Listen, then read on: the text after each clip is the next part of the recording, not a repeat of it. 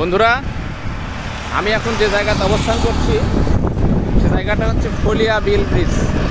অর্থাৎ আপনারা যদি রাজশাহীতে আসার সময় মোহনগঞ্জ হয়ে ঢোকেন, হাটকানপাড়া হয়ে, তাহলে এই জায়গাটা পাবেন।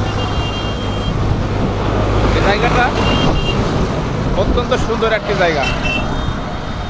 এখানে সবসময় বাতাস হয়, আর এই বাতাসে দাঁড়িয়ে আপনি যদি রিল্যাক্সে একটু কোক খান তাহলে আপনার আনন্দের মাত্রা কিন্তু আরও বৃদ্ধি পাবে। জীবনটাই তো অনেক বেশি আনন্দের, জীবনটা অনেক ছোট, আনন্দ ছাড়া এখানে কিছু নেই।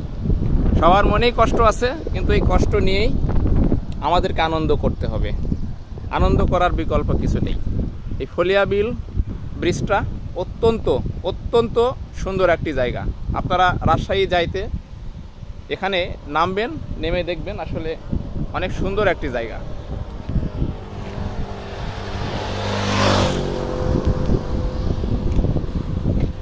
আজকে আমি একা আছি, যার জন্য আমি রিল্যাক্সে ইচ্ছে মতো সময় পাস করতে পারছি।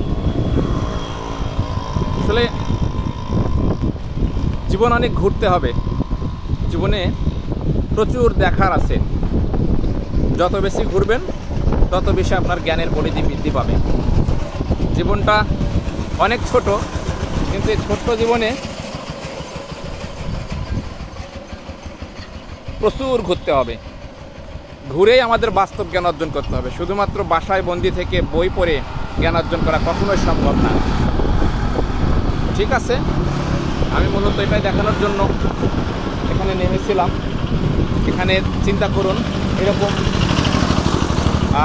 তপ্ত দুপুরে আমি একটি ক্লান্ত পথিক ভ্রমণ করছি, আর এরকম একটা সুন্দর জায়গাতে সাথে এক বোতল কোক।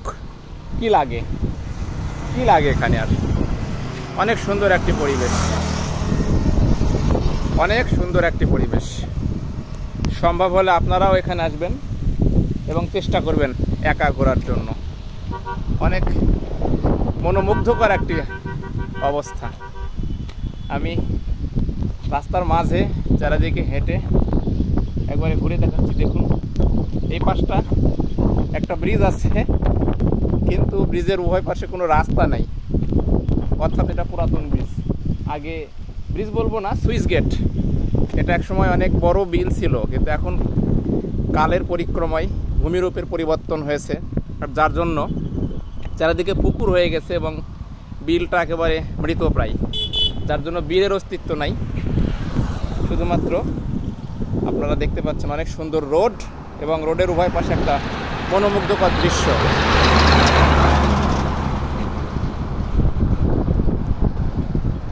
তো আজকের মতো এতটুকুই। ভালো থাকবেন, দেখা হবে অন্য একটি ব্লগে।